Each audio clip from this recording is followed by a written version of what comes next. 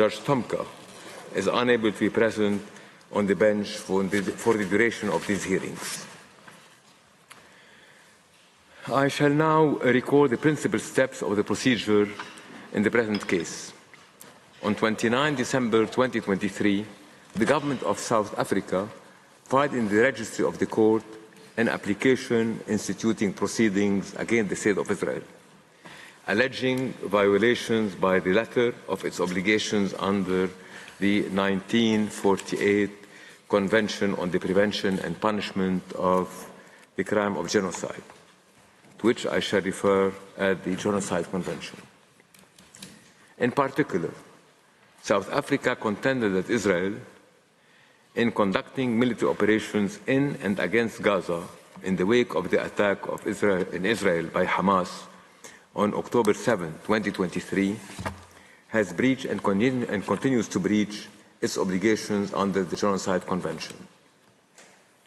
To found the jurisdiction of the court, South Africa invokes Article 36, Paragraph 1 of the Statute of the Court and Article 9 of the Genocide Convention. The application contained a request in the indication of provisional measures, pursuant to Article 41 of the Statute of the Court and Article 73, 74, and 75 of the Rules of Court. In its order of January 26, 2024, the Court indicated various provisional measures addressed to Israel. By letter dated February 12, 2024, South Africa submitted to the Court what it referred to as an urgent request for additional measures under Article 75, Paragraph 1 of the Rules of Court, in connection with certain developing circumstances in Rafah. By letter from the Registrar dated 16 February 2024, the parties were informed that the provisional measures indicated by the Court in its order of 26 January 2024 were applicable throughout the Gaza Strip, including in Rafah, and that the recent developments did not therefore demand the indication of additional provisional measures. The Court also emphasized that Israel remained bound to fully comply with its obligations under the Genocide Convention and with the said order, including by ensuring the safety and security of the Palestinians in the Gaza Strip. On March 6, 2024, South Africa filed a further request for the indication of additional provisional measures and/or the modification of measures previously indicated by the Court in its order of 26 January 2024, based on the alleged change in the situation in Gaza since the indication of the first set of provisional measures. In its order of March 28, 2024, the Court found that exceptionally grave recent developments, including the desperate level of food insecurity in the Gaza Strip and the fact that famine was setting in, constituted a change in the situation within the meaning of Article 76 of the rules. The Court concluded that the provisional measures indicated in the order of 26 January 2024 did not fully address the consequences arising from this change in the situation, thus justifying the modification of those measures. In the operative clause, the Court reaffirmed the provisional measures indicated in its order of January 26, 2024, and indicated additional measures. The Court indicates that the State of Israel shall, in view of the worsening conditions of life faced by Palestinians in Gaza, in particular the spread of famine and starvation, take all necessary and effective measures to ensure, without delay, the unhindered provision of, at scale, by all concerned, of urgently needed basic services and humanitarian assistance to Palestinians throughout Gaza, and ensure with immediate effect that its military does not commit acts which constitute a violation of any of the rights of the Palestinians in Gaza as a protected group under the Convention on Genocide. Today's hearings concern the urgent request filed by South Africa on 10 May 2024 for the indication of additional provisional measures and the modification of provisional measures previously prescribed by the court in the case. The Registrar will now read out the passage from the request specifying the provisional measures which the Government of South Africa is asking the court to indicate. You have the floor, Mr. Registrar.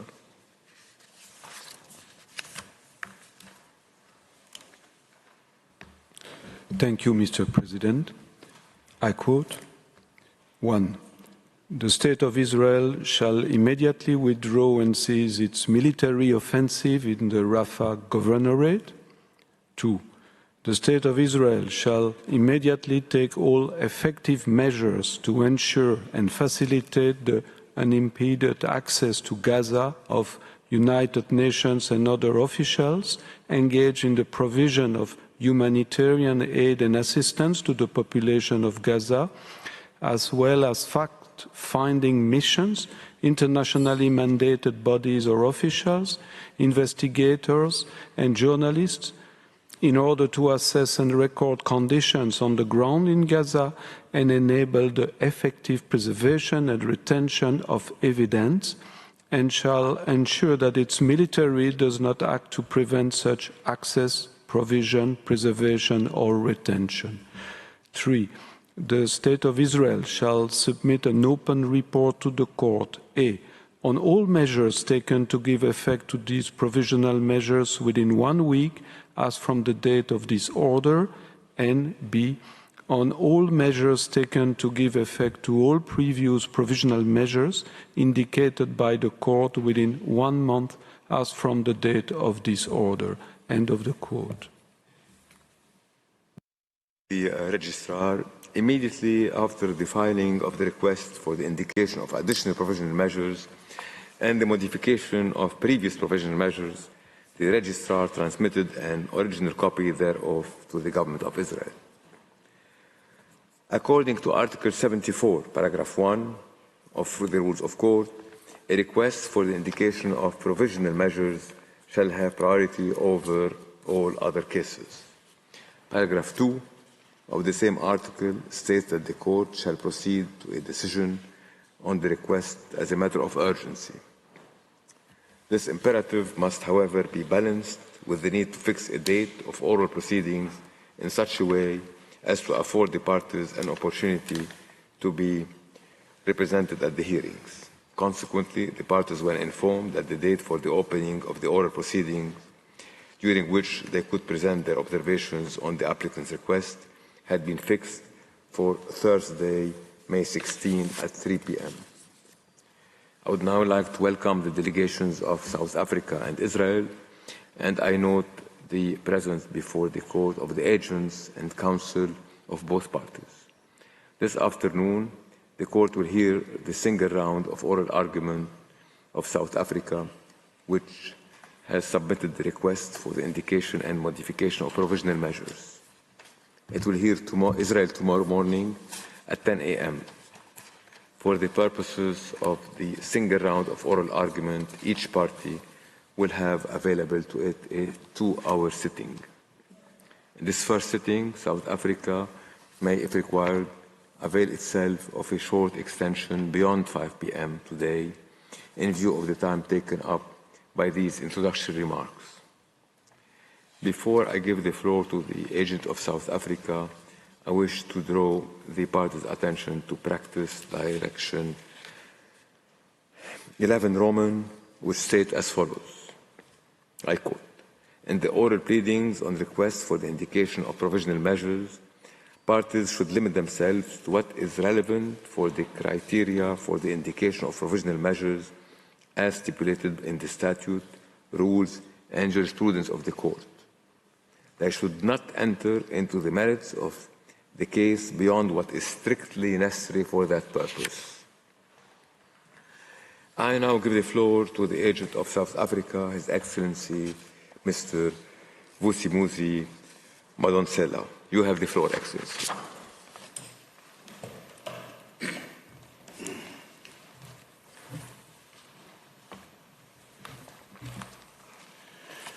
Mr. President, distinguished members of the Court, it is an honor and a privilege for me to appear before you on behalf of the Republic of South Africa.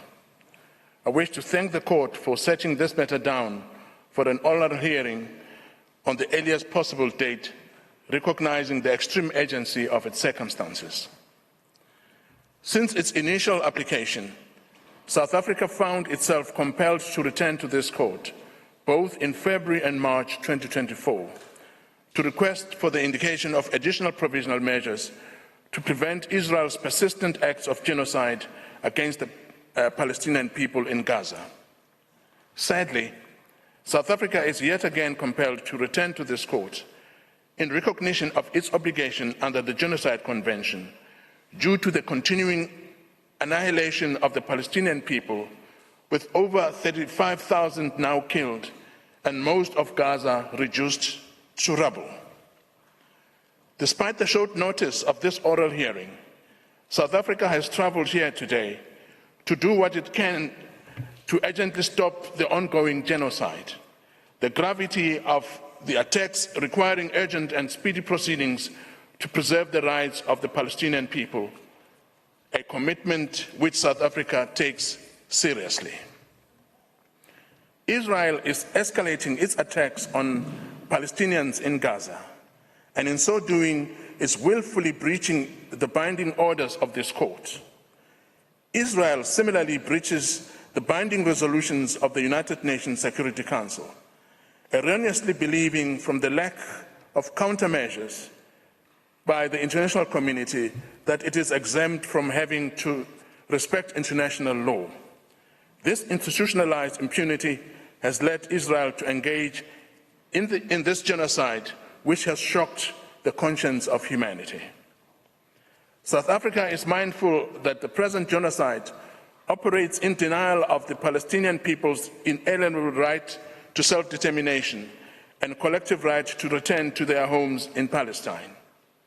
This genocide takes place within the context of the ongoing Nakba, the 76th anniversary of which was celebrated yesterday. The continued forced displacement of the Palestinian people, the erasure of Palestinian presence in Palestine, and replacement with colonial settlers. A criminal process entrenched and maintained by 76 years of apartheid and 56 years of illegal belligerent occupation.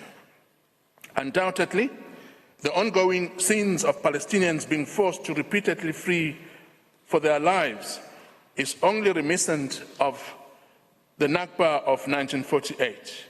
It is a continuation of it. 7 months ago, South Africa could not have imagined that Gaza would now be mostly wiped off the map. It could not foresee that every family, every neighborhood, every class of students, every workplace would be pulled apart, killed, maimed, displaced, malnourished or starved.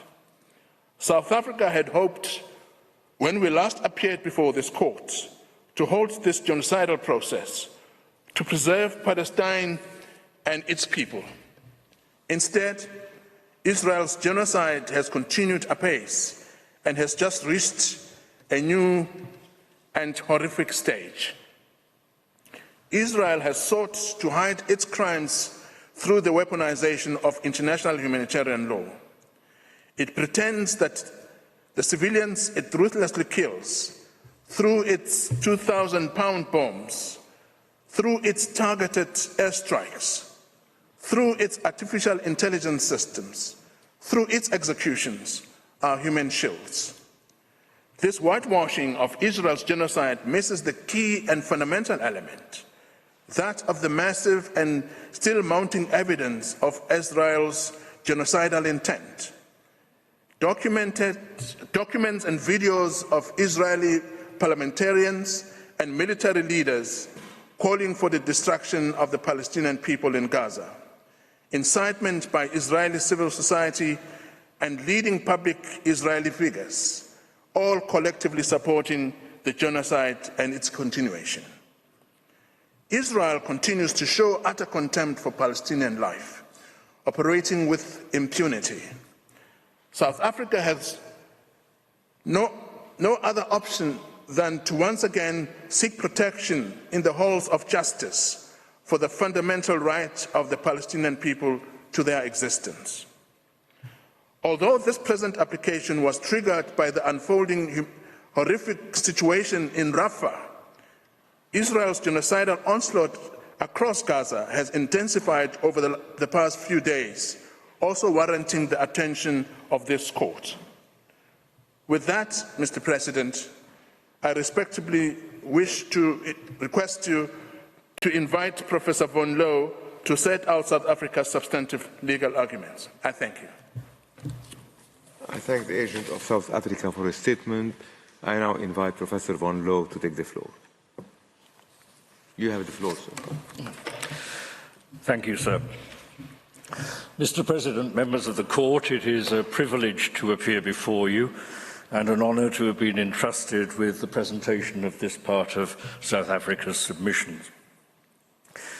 This is not a routine case. It's not even a routine case on the use of force or on international humanitarian law.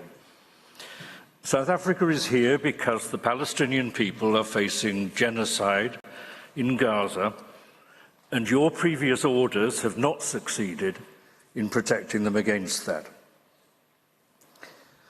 The court held in January that the Palestinians have a legal right to protection against genocide, and that South Africa had shown that there was a real and imminent risk to the irreparable violation of that right. The court issued an order because it considered it necessary to protect the Palestinian people against genocide, and it issued a further order in March. But whether because of a lack of clarity as to precisely what the orders require, or because Israel chooses to ignore them, they have not been effective. The United Nations has a framework, including the Security Council and the General Assembly, for addressing international disputes. But this part has not worked well in this case. And South Africa respectfully asks the court to reassert its authority and its role in this framework. South Africa has considered the technical legal requirements for provisional measures, change in the situation and so on, and will address them. But the essential point is that the court has the power to act, to ensure that its previous orders and its eventual judgment will not be worthless, and that the Palestinian people will be protected, and that it needs to exercise that power now. Israel's action is directed against the Palestinian people throughout Gaza and the West Bank. South Africa's request was initially focused on Rafah because the imminent prospect of death and suffering on a massive scale resulting from Israel's attack. But since that request was made, it has become increasingly clear that Israel's actions in Rafah are part of the endgame, in which Gaza is utterly destroyed as an area capable of human habitation. This is the last step in the destruction of Gaza and its Palestinian people.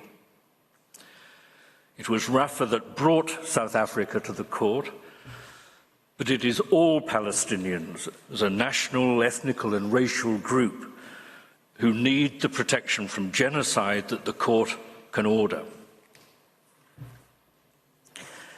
We've heard expressions of outrage that anyone could accuse Israel of acting in this way. We've heard assurances that Israel was doing everything in its power to avoid civilian deaths as it exercised its claimed right of self-defense. We've heard boasts that Israel's army is the most moral army in history. And we've heard denials that there is famine in Gaza. For months, people, particularly in the West, have appeared unwilling to accept that the accusations are true. How could people who look like us and sound like us possibly engage in anything like genocide? But the evidence has to be faced. My colleagues will take you to that evidence, including evidence of continued bombings, attacks on people in so-called safe areas to which they've been directed by Israel, attacks on aid convoys, and of mass graves and the horrors of which the corpses speak. There is no credible argument that this catastrophe is not real. The court has already found a real and imminent risk of the violation of the rights of the Palestinian people to protection against genocide. The court is aware of the statements of the United Nations Secretary General, of the President of the United States, of heads of state and foreign ministers from around the world, and of the heads of international aid agencies. They, and the personal accounts and the news footage that emerges from Gaza, tell a consistent story of unimaginable horror. And it continues as we speak.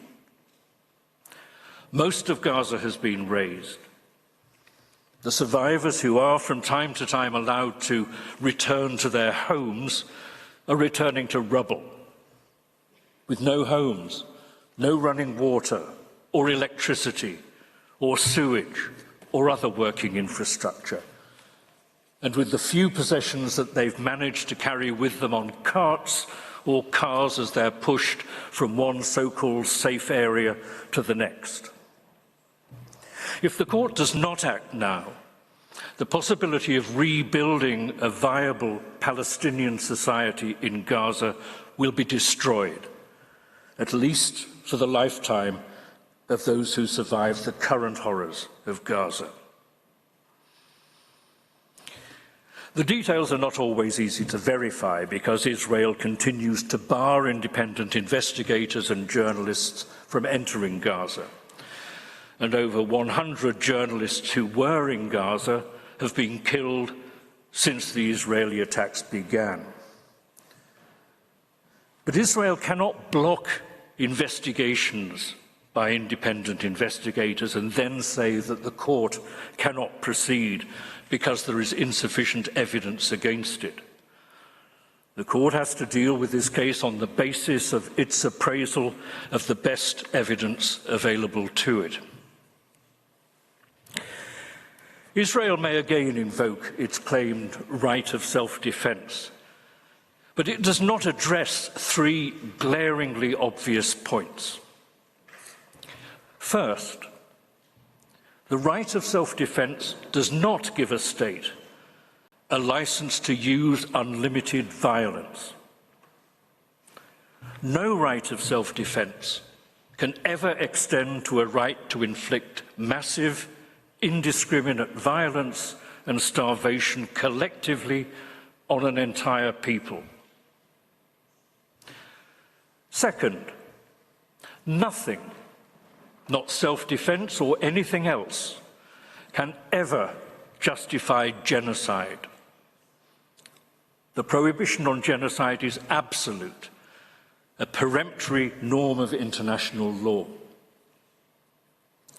Third, the court ruled in 2004 that there is no right of self-defense by an occupying state against the territory that it occupies. The key point today is that Israel's declared aim of wiping Gaza from the map is about to be realized. Further, evidence of appalling crimes and atrocities is literally being destroyed and bulldozed, in effect wiping the slate clean for those who've committed these crimes and making a mockery of justice.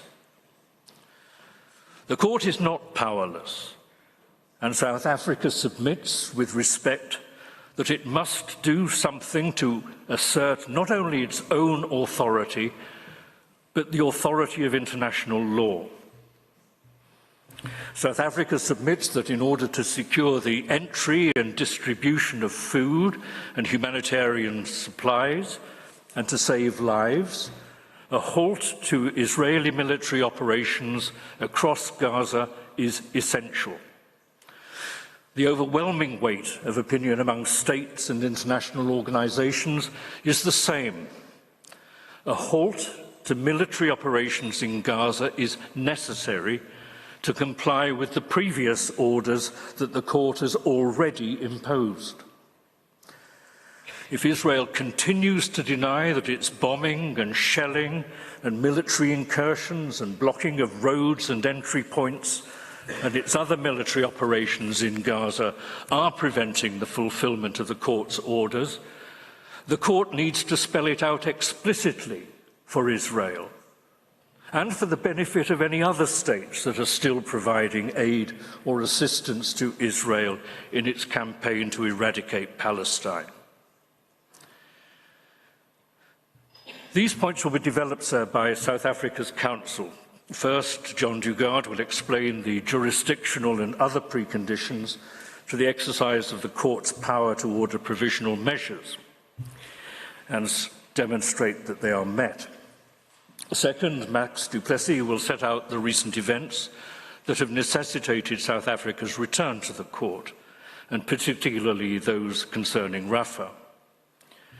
Then Adila Hassain will explain the scale and imminence of the risk facing Palestinians in Gaza.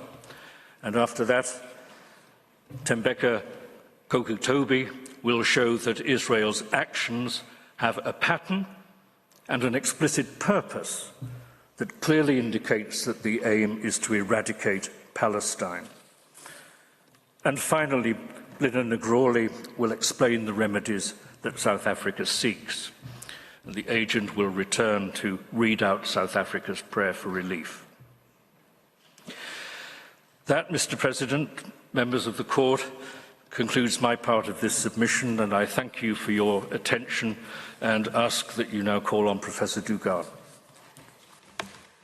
I thank Professor Van Loo for his statement. I now give the floor to Professor John Dugard.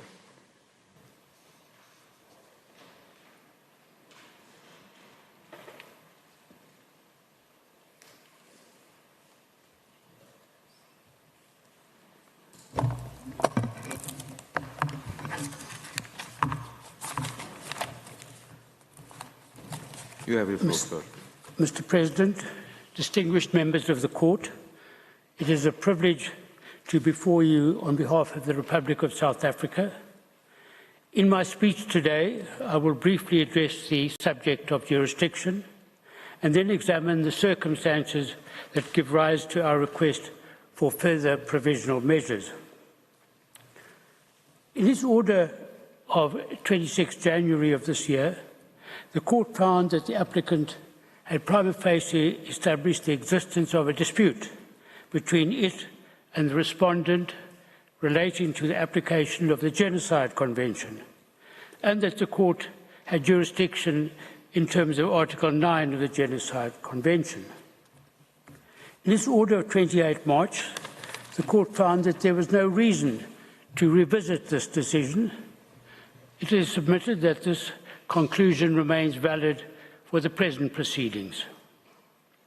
The court also found that Palestinians in the Gaza Strip have a plausible right to be protected from acts of genocide, and that South Africa had the right to seek compliance with this obligation.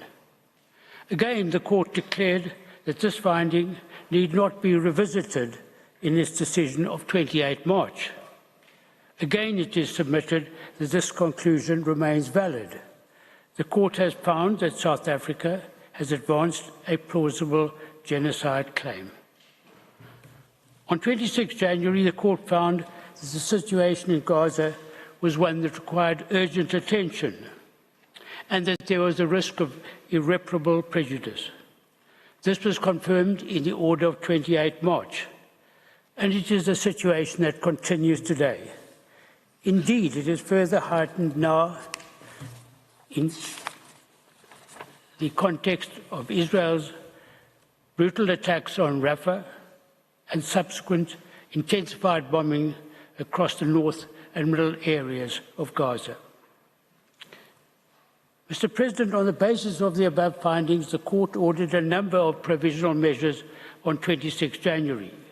On 28 March, the Court found that the circumstances of the situation had changed in terms of Article 76 of the Rules of Court as a result of the risk of famine, and ordered 3 more provisional measures against Israel. Today, Mr. President, South Africa approaches the Court for a new provisional measures to ensure that the rights in issue in the proceedings, including the right of Palestinians to be protected from acts of genocide, will be protected. The rules of court allow the court to order new provisional measures when new facts are established, or there has been some change in the situation which justifies modification of the existing orders. It is, of course, impossible to provide an absolute definition of new facts or change in the situation, as it is necessary to have regard to the situation in each and every case. Decisions of the Court involving provisional measures have dealt with a change in the situation arising from new facts in completely different circumstances. Cases have dealt with matters of life and death, territorial change, and freedom of movement. Each case depends upon its own set of facts, and whether these facts have so altered the situation that new provisional measures are justified on the part of the Court. In issuing its March order, the Court considered that developments since January 2024, which it found to be exceptionally grave, constituted a change in the situation within the meaning of Article 76 of the Rules of Court. It also found that the previous provisional measures that it had indicated did not fully address the consequences arising from the changes in the situation. And this led the Court to order further provisional measures. The changes in the situation since March of this year are in many ways graver still. They too justify the indication of further provisional measures. On 26 January this year, this Court found that there was a catastrophic humanitarian situation in the Gaza Strip, which was at serious risk of deteriorating further before the Court renders its final judgment, and this warranted provisional measures. On 28 March, the Court found that the catastrophic living conditions of the Palestinians in the Gaza Strip have deteriorated further, in particular in view of the prolonged and widespread deprivation of food and other basic necessities. Mr. President, members of the Court, it is difficult to imagine that the situation could get worse, but unfortunately it has. In the early days of the Gaza war, Israel forced Palestinians to relocate to the south, to the Rafah governorate. 1.5 million people were crammed into this inhospitable area in the Rafah governorate, which appeared to offer safety from Israel's bombing, artillery fire, and the brutality of its forces, influenced by genocidal incitement by its leaders. World leaders warned that an assault on Gaza, and in particular on Rafah, resulting in the forced and arbitrary evacuation of the already displaced Palestinians to even less hospitable parts of Gaza without adequate food, water, shelter and hospitals would have disastrous consequences. The Director General of the World Health Organization declared that a military incursion into Rafah will plunge the crisis into unprecedented levels of humanitarian need. A ceasefire is needed for the sake of humanity.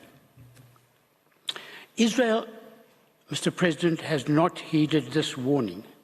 It has not even fulfilled its own undertaking not to embark on an assault on Rafah without a proper evacuation plan.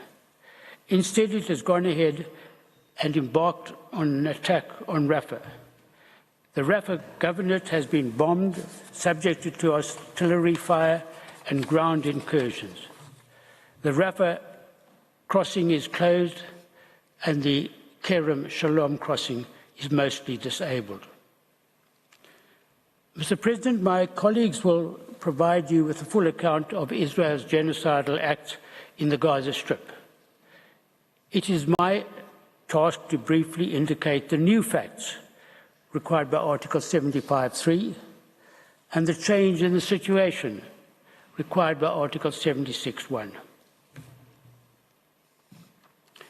Mr. President, this application for further provisional measures is prompted by Israel's assault on Rafah. It is this assault that constitutes the new facts, the change in circumstances. Rafah is the last refuge in Gaza for 1.5 million Palestinians, the majority of whom have been forcibly displaced from north and central Gaza. Rafah is the last viable part of Gaza for rehabilitation, public administration, the provision of basic services and medical care. Israel has now commenced its long-threatened assault on Rafah. It has ordered the evacuation of Palestinians in Rafah to the barren sand dunes of Al-Mawasi. It has closed critical border crossings to humanitarian aid, medical supplies, goods and fuel, upon which the population of Rafah depends. Displacement, famine and suffering are now the lot of the Palestinian group. Israel's actions are in violation of fundamental rules of humanitarian law, but in addition, they provide evidence of the crime of genocide in terms of Articles 2, A, B, C, and D of the Genocide Convention. Mr. President, members of the Court, this attack is the final blow that is intended to destroy the Palestinian group in Gaza. That this is the intention of the final operation will be made clear by Mr. Nkwakobhi. Mr. President, since South Africa filed the present application for provisional measures, Israel has intensified its offensive in the north and in central Gaza. In these circumstances, we have requested the Court to issue a provisional measure that orders Israel to cease its military activities throughout Gaza and to withdraw from the territory.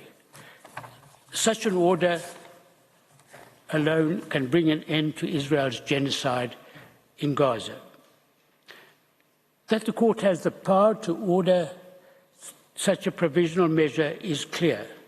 The Court has stated that in terms of Article 75(2) of the Rules of Court, it has the power under its statute, when a request for provisional measures has been made, to indicate provisional measures that are in whole or in part other than those requested. Mr. President, members of the Court, this concludes my speech. I thank you for your attention. I thank Professor John Dugard for his statement. I now give the floor to Professor Max Duplessis. You have the floor, sir.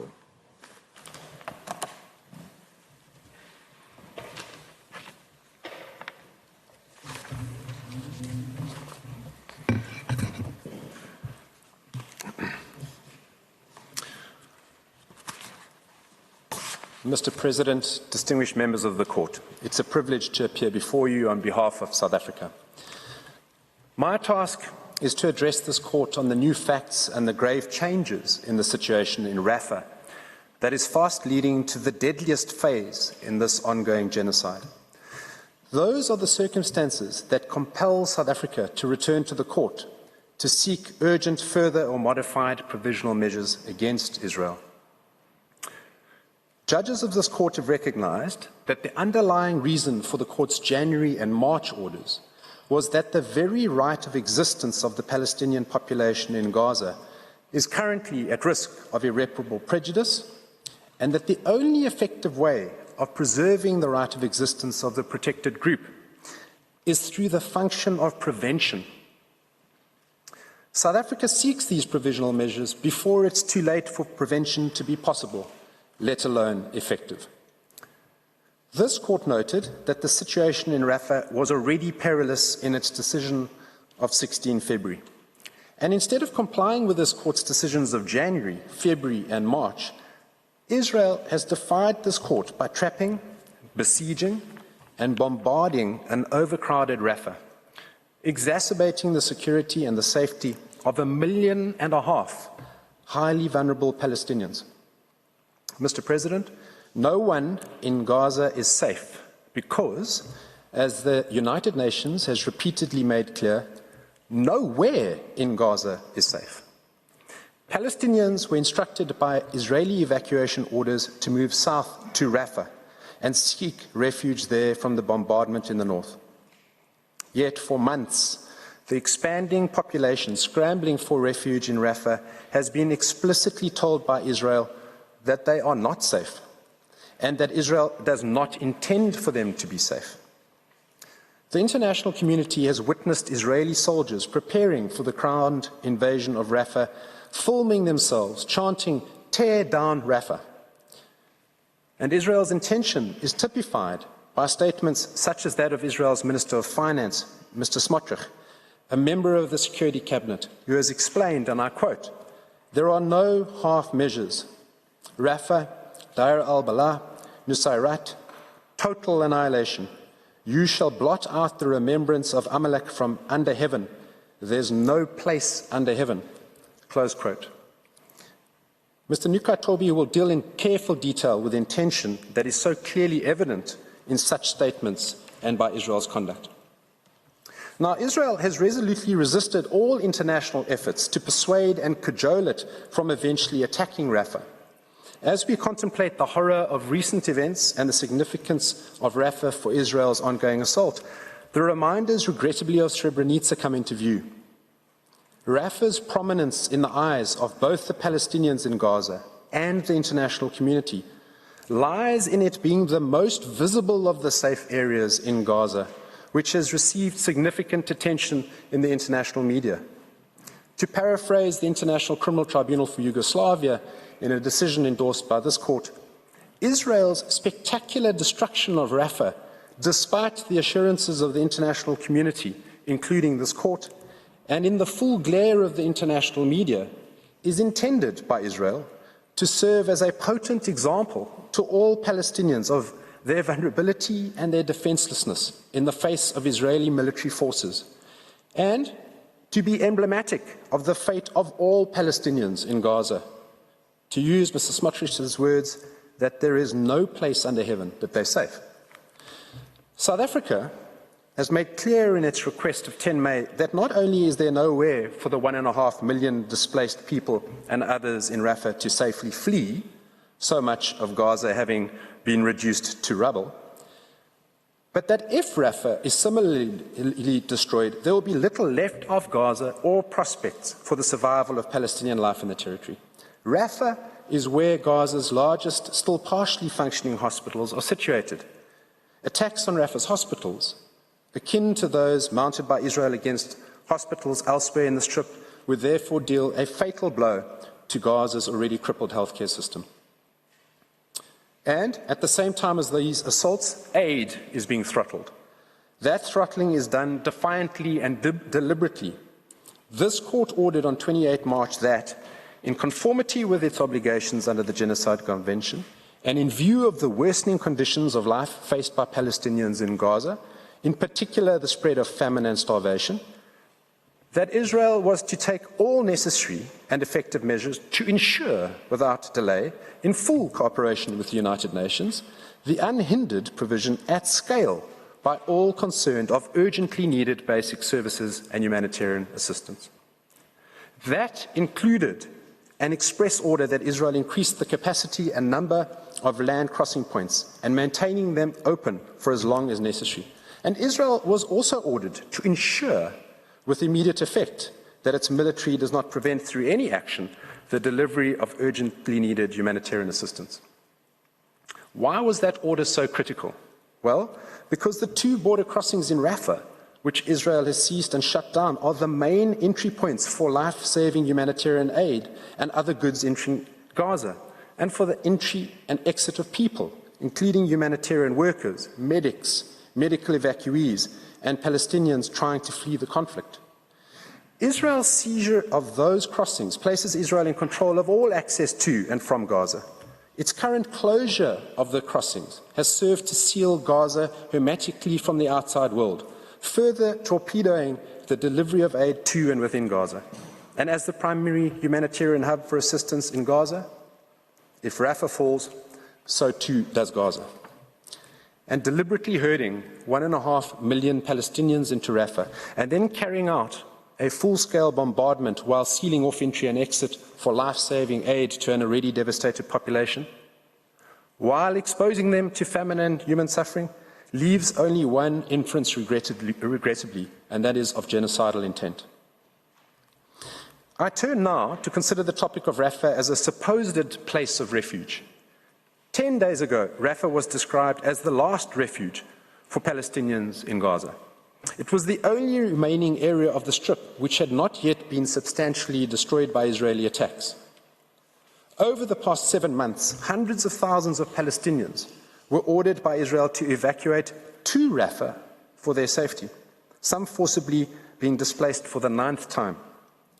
Desperate, terrified, and clinging to life by a thread, these Palestinians have sought shelter, often in makeshift tents or under sheets of scrap plastic, in the tiny and densely crowded city of Rafah, hoping against hope to stay alive in the ongoing Israeli bombardment. A city of children, Rafah has become home to some 600,000 Palestinian children and babies, many of them orphaned or disabled by Israel. And recall that they joined the staggering reality, according to UN Women, that among the dead in Gaza are an estimated 6,000 mothers, leaving 19,000 children orphaned. In addition to being the population center, Rafah is the primary humanitarian hub of Gaza, as I've said, and the only remaining area of the beleaguered Strip with the infrastructure and the resources to host the over 1 million displaced Palestinians, albeit in a situation that has been described by the UN as a pressure cooker of despair. But Rafah, Your Excellencies, is no refuge. It's no safe place. On 6 May, Israeli forces ordered around 100,000 Palestinians to evacuate the eastern portion of Rafah. Many were simply unable to flee.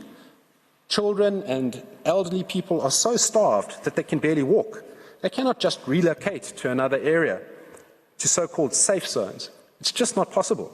And even for those who are able to leave, they've nowhere left to go.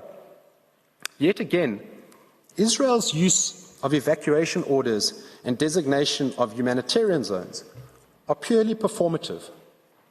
They endanger rather than protect civilian life.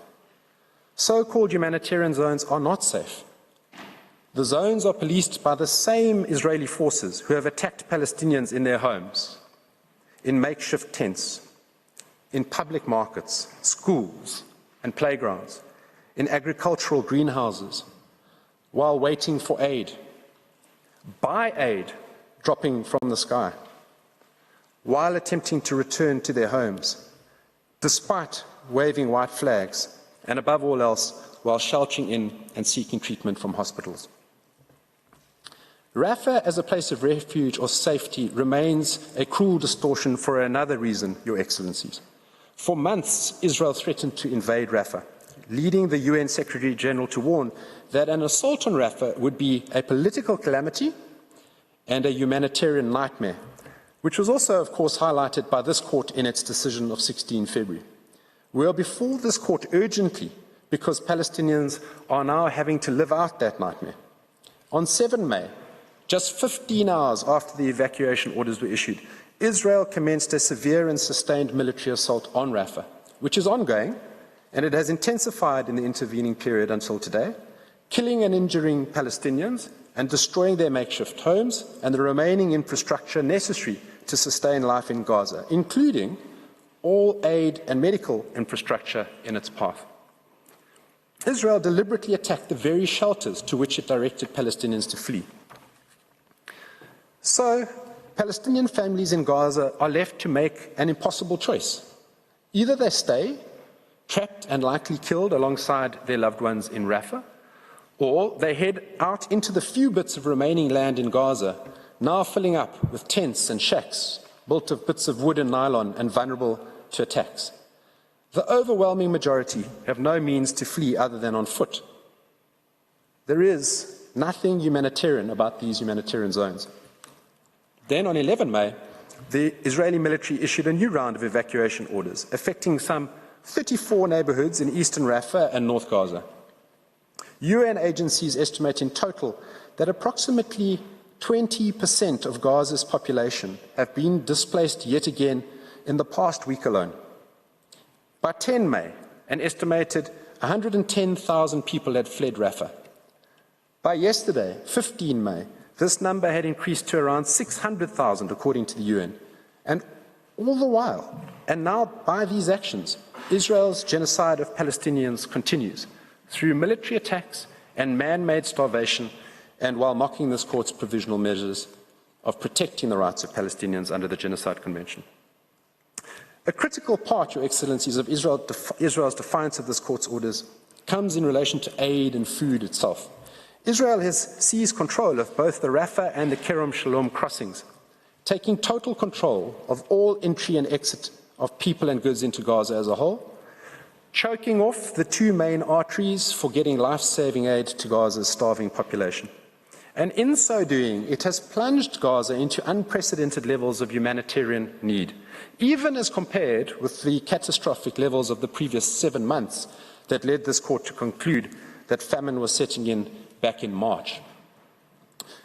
The closure of the crossings means that Palestinians starving in a full-blown man-made famine are now further deprived of food, where Israel's attacks have systematically decimated food production systems throughout Gaza. It means that fuel cannot get in to run incubators and life-saving machinery in hospitals, water pumps and wells. It means that people, including the chronically sick and injured, cannot get out of Gaza, and vital aid cannot get into Gaza. And this poses an overwhelmingly grave threat, not only to the Palestinian people, but also to United Nations personnel and aid workers trying to bring some desperately needed relief. Despite Israel's announcements that it would open Kerem Shalom on 8 May, on 10 May, the UN reported that no supplies were passing through any crossings in southern Gaza. As of 15 May, the Rafah crossing remains closed, and there is a continued lack of safe and logistically viable access to the Kerem Shalom crossing. The crisis could not be more urgent. And that is so where Israel's assaults on Rafah and the closure of these critical crossings are aggravating the famine-like conditions across Gaza, where over 1 million people are predicted to face catastrophe, IPC Phase 5, food insecurity levels through July, which is just around the corner. Bakeries have been forced to shut down because they don't have fuel. Ongoing attacks in Rafah have rendered humanitarian warehouses inaccessible, and responders providing food aid will run out of food supplies within the coming days. In addition to killing and harming Palestinians, the Israeli assault on Rafah has deliberately inflicted on them conditions of life calculated to bring about their physical and biological destruction. This is starkly illustrated through Israel's destruction of Rafah's hospitals. Due to the ongoing hostilities in its vicinity and the military operation in Rafah, the Al-Najjar Hospital, the main medical facility in the entire Rafah Governorate and one of Gaza's largest remaining partially functioning hospitals, is no longer functional. It was a lifeline for 200 dialysis patients per day whom the World Health Organization previously warned would die if the hospital were to shut down. Fears for the Al Emirati Hospital are also particularly acute. This is one of the last partially functioning maternity hospitals in the whole of Gaza, which was until recently handling almost half of Gaza's daily total of 180 births. It has already been forced to stop admitting patients, and medics warn that without a doubt, every single one of the 45 babies in the neonatal intensive care unit and the special intensive care unit will die if the hospital is occupied. And then on 13 May, medical staff at the Kuwaiti hospital in Rafah received an evacuation order from Israeli forces. As one of the last remaining hospitals in Rafah, it had only around 16 beds available for the more than 1 million people sheltering in Rafah. And its closure will mean the complete collapse of what was the limping healthcare system in Rafah. Mr. President, allow me to conclude. Israel's ground incursion into Rafah has been described by the United Nations as one of the darkest mornings in this 7-month nightmare. With Rafah's destruction ongoing as South Africa speaks to this court today, the destruction of Gaza itself will be complete. The change in the situation in Gaza and the new facts in Rafah that I've described demand the provisional measures that Ms. Negrali will speak to. The necessity could not be starker. The magnitude and the gravity of the situation facing the Palestinian people in Gaza now exemplified in Rafah. South Africa has thus been motivated to come urgently to this court to prevent the destruction of the final Palestinian governorate of Gaza, with its homes, its hospitals, its schools, its libraries, its businesses, shelters, its mosques, to which Israel has not yet laid complete waste. And South Africa has come as quickly as possible to the court to ensure that the exhausted Palestinian men, women and children who have sought refuge in Rafah are protected from a bloodbath. And it has sought urgent protective relief because of the now pressing need to ensure the survival of the Palestinian people in Gaza as a group and their protection from further harm, starvation, disease and death by Israel's closure of the Rafah and Kerem Shalom crossings, fatally impacting the so desperately needed delivery of life-saving humanitarian aid, basic services and medical assistance across Gaza. But Israel's genocidal acts in Rafah, Mr. President and distinguished members of the court, cannot be understood without appreciating the overall genocidal context in which Israel's Rafah operation is embedded. My colleague, Dr. Hassim, will outline this along with the crippling effects of Rafah, now on harrowing display across the Gaza Strip as a whole. I thank you, Mr. President. Professor Max du Plessis for his statement. I now give the floor to Ms. Adila Hassim.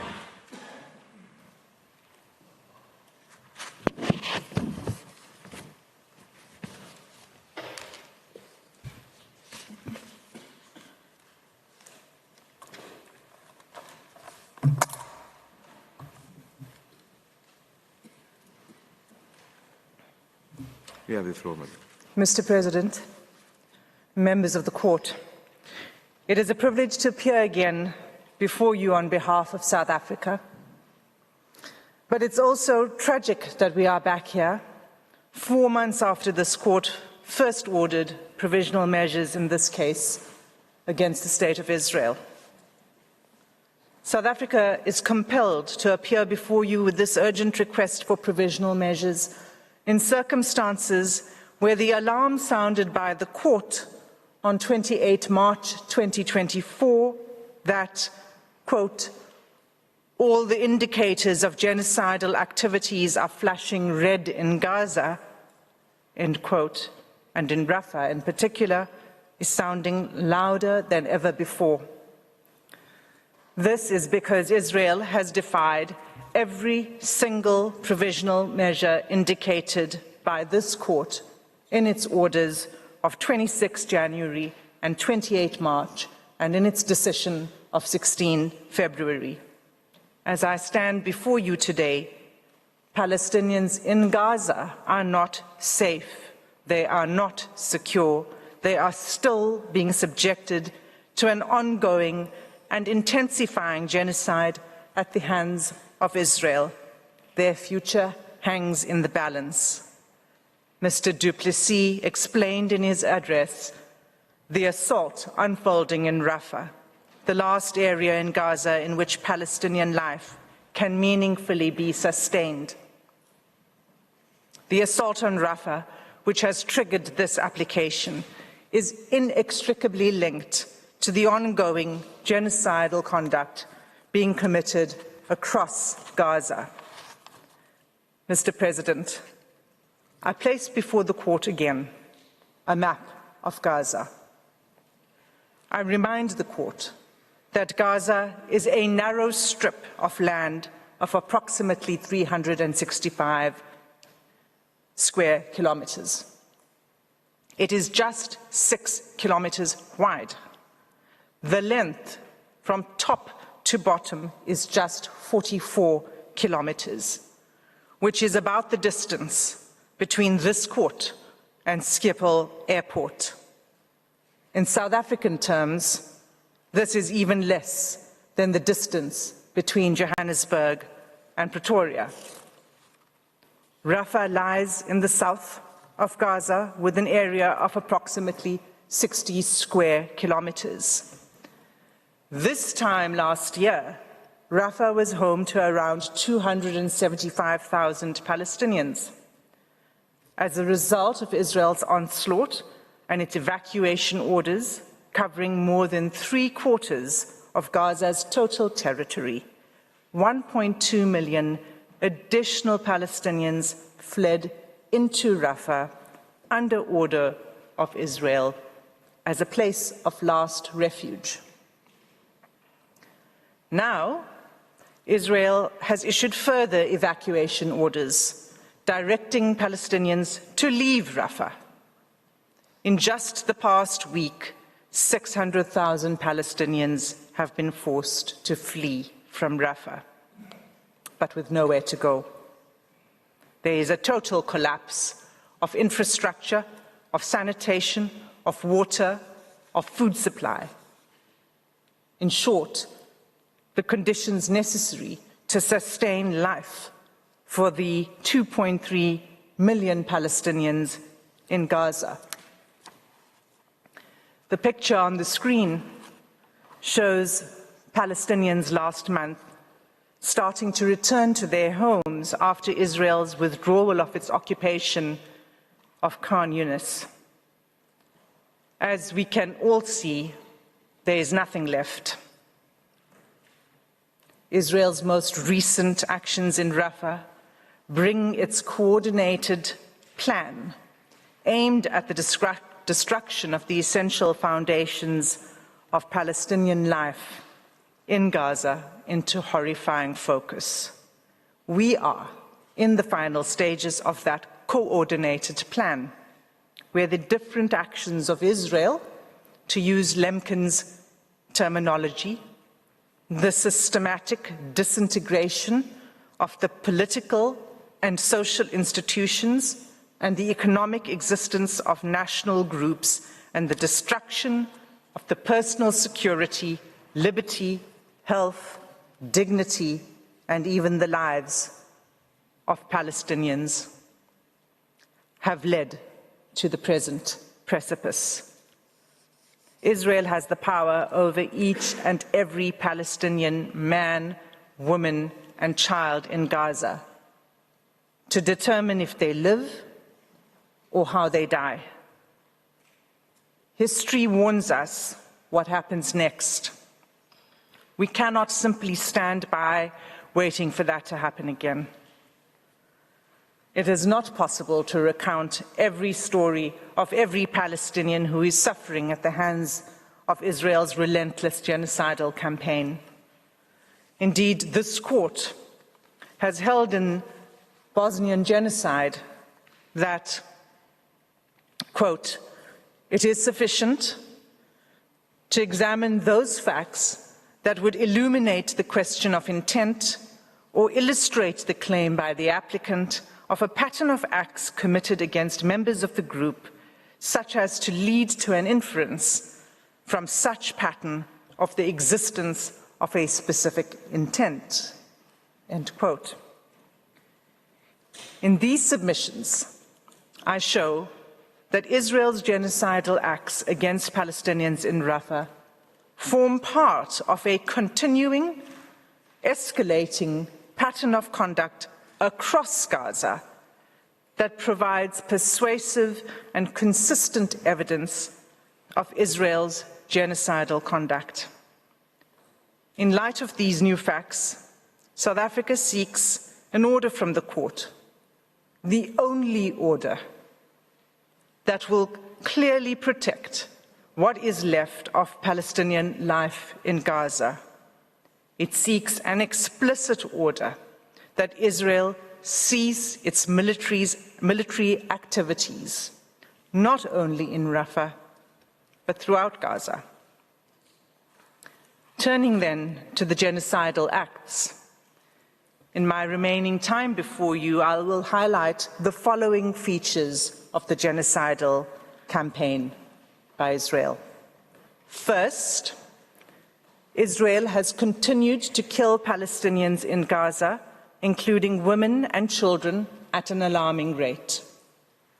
Second, as a result of Israel's onslaught, Palestinians in Gaza are facing what the Under-Secretary General of the UN has described as the worst humanitarian crisis he has seen for more than 50 years.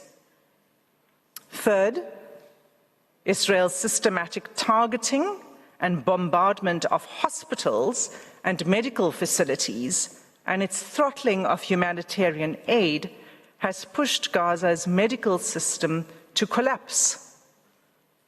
Fourth, Israel's direct attack and siege of Gaza's biggest hospitals has led to the uncovering of mass graves, evidencing Israeli massacres of Palestinians seeking shelter and medical treatment. Finally, most recently, Israel has intensified its attacks in the north, while pressing on with its Rafah offensive, leaving displaced Palestinians nowhere safe to go. I will take these in turn. The first feature of the genocidal conduct, killing. Since South Africa appeared before the court on 11 January 2024, at least 11,500 Palestinians have been directly killed by Israel. The majority of these casualties are women and children, in an enclave where nearly 50% of the population are children. This onslaught has occurred despite the binding orders issued by this court and the binding Security Council resolution on 25 March 2024, demanding an immediate ceasefire for the month of Ramadan. In fact, as UNICEF pointed out, a double-digit number of children were killed within hours of that resolution. 2 mothers and 4 children are killed every hour. UNRWA head Philippe Lazzarini says, "There are no words left that can do any justice to the people of Gaza. The numbers of dead and injured defy comprehension. At least 35,000 Palestinians killed and 79,000 injured, with 10,000 more reportedly missing or under the rubble. Up to 1.7 million displaced, most multiple times, and more than 70% of all housing stock in Gaza, and more than 80% in parts of northern region damaged or destroyed." The second feature is a humanitarian catastrophe. Israel's coordinated plan in Gaza has resulted in a humanitarian crisis, the crisis that this court warned about in January, February, and in March. What Palestinians in Gaza face has been described as, quote, apocalyptic levels of pain and injustice, given that food and other vital aid cannot get in and people, including the chronically sick and injured, cannot get out, end quote. These apocalyptic conditions look set to worsen, with Israel's ongoing attacks on the north, middle, and south, with full-blown famine in the north, moving its way south, and where Israel's blockade on food, fuel, and medical supplies continue. Gaza's children have suffered particularly severely. More than 14,000 have been killed. Thousands more have been injured or lost family members.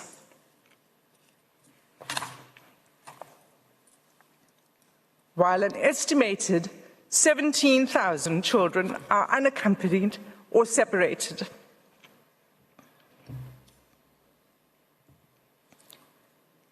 Nearly all of Gaza's children have been exposed to traumatic experiences, the consequences of which will last a lifetime.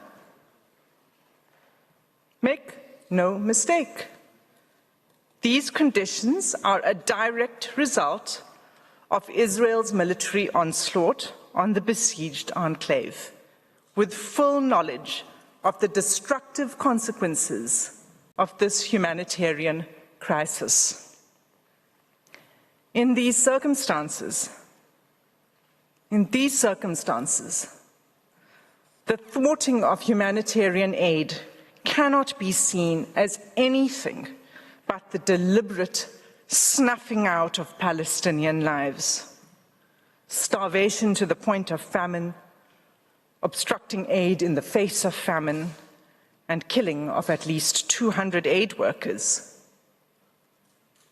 For the court's previous orders to be effective, for the provision of humanitarian aid urgently and at scale, Israel has to be ordered to stop its military offensive. The third feature of genocidal conduct relates to the crippling of Gaza's medical system. Israel's offensive on Rafah has further reduced access to health care in an already decimated health system. Only 2 out of 36 hospitals are located within the so-called humanitarian area designated by Israel. In just 6 days, between 6 and 12 May, Médecins Sans Frontières recorded that it was forced to suspend its life-sustaining activities at Al-Shabura Clinic, hand over its activities at Al-Emirati Hospital, and was forced to close its activities in Rafah Indonesian Field Hospital, as it could not guarantee the security and safety of patients and staff with the ongoing offensive. The assault on healthcare within Rafah is the culmination of a pattern of attacks on healthcare services in Gaza, through which the main hospitals across Gaza have completely stopped functioning. After Israel's military military seized the Rafah and Kerem Shalom crossings last week and prohibited the importation of life-giving fuel to hospitals on 13 May, the European Gaza hospital completely ran out of fuel and experienced a total blackout. Without fuel, hospitals cannot sustain incubators, respirators, and life-saving machinery. Healthcare in Gaza is crippled by shortages of food, fuel, oxygen, medicines, and anesthetics. The obstetric and maternity health system in Gaza is virtually non-existent, and every functioning medical facility is overwhelmed with patients. Babies continue to die of malnutrition and starvation. Nor is there any escape. Medical evacuations are impossible. Israel has seized control of all entry and exit points into and out of Gaza, trapping an already suffering population and inflicting conditions of life calculated to bring about Palestinians' physical and biological destruction in clear violation of Article 2C of the Genocide Convention. The fourth feature of genocidal conduct is the discovery of mass graves. In its targeted attack on hospitals, Israel has killed hundreds of civilians, including doctors and medical staff, turning centers built for healing into mass graves full of the decomposing bodies of men, women, and children.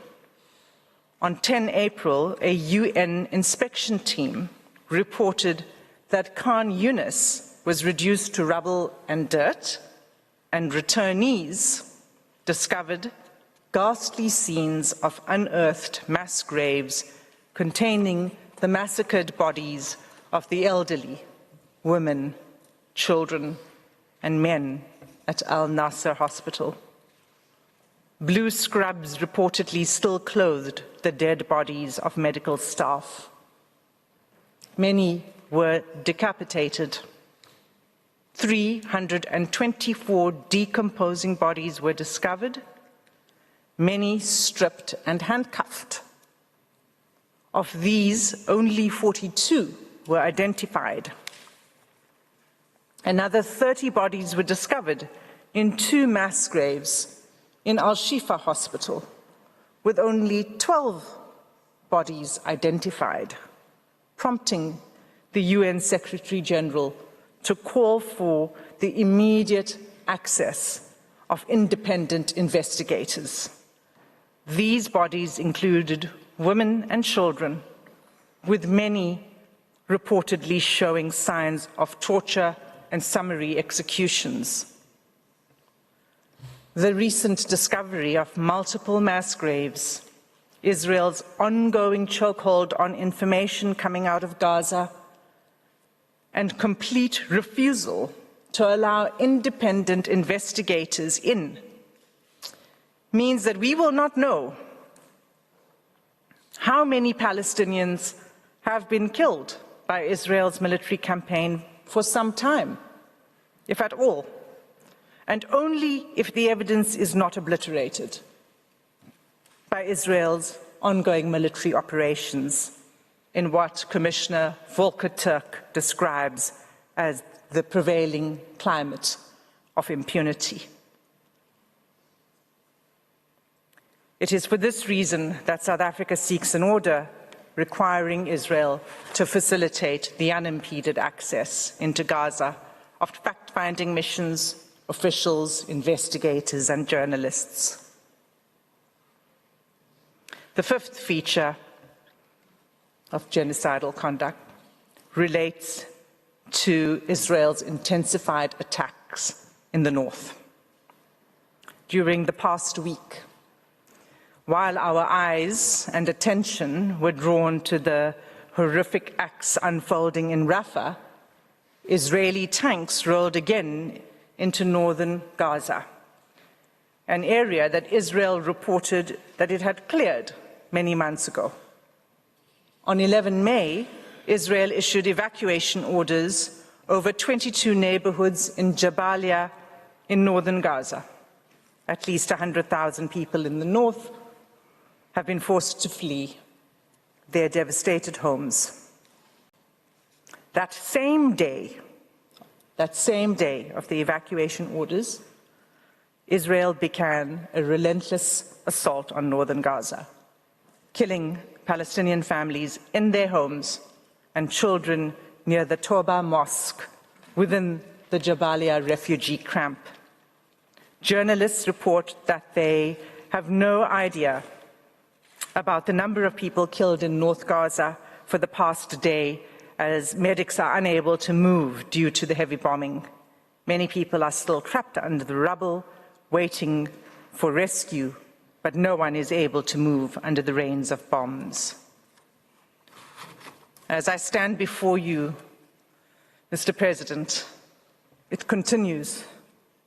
On 14 and 15 May, just yesterday, and the day before yesterday, the Israeli military issued 2 new sets of evacuation orders for all or part of 19 neighborhoods in northern Gaza, displacing even more Palestinians in search of safety.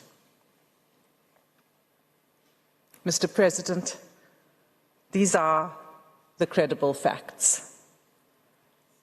Israel will no doubt once again deny and cast aspersions on the information presented by South Africa and provided by the UN and other international actors, including those this court itself has relied on.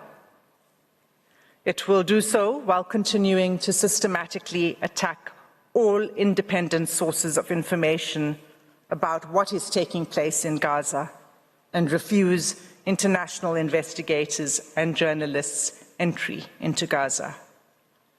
Having denied access to Gaza and attempted to discredit all other sources of information, Israel is then free to portray a picture of Gaza radically at odds with all other accounts.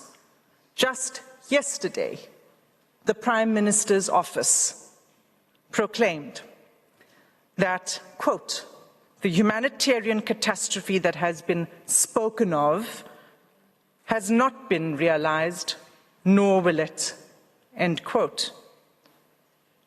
A bold denial of the findings of UN experts and other independent agencies, such as the IPC. As this court pointed out, the IPC is a global partnership of organizations, including, amongst others, the World Food Programme, the Food and Agriculture Organization of the UN, and the World Health Organization. Ultimately, Israel says only what suits them, only if and when it suits them, notwithstanding the facts on the ground that have been presented here today. Despite the court providing Israel with an opportunity to respond to South Africa's current request, Israel has failed to submit a response. In conclusion, Mr. President, members of the court, the risks to the people of Gaza are imminent, irreparable, and rapidly increasing. This risk gives rise to the necessity for the remedy that we seek in this application, a remedy that will end Israel's genocidal campaign against Palestinians in Gaza. All of what I have described must stop. Israel must be stopped. South Africa is before you again today to respectfully ask the court to invoke its powers under Article 75(2) of the rules of the court to order a remedy that will stop Israel. Mr. President, that concludes my submissions on the genocidal conduct. I thank you for your patient attention, and I ask that you call Mr. Ngukai Toby to the podium to address the court on genocidal intent. Thank you. I thank Ms. Hassim for the statement. I now give the floor to Mr. Tembeka Ngukai Toby. You have the floor, sir.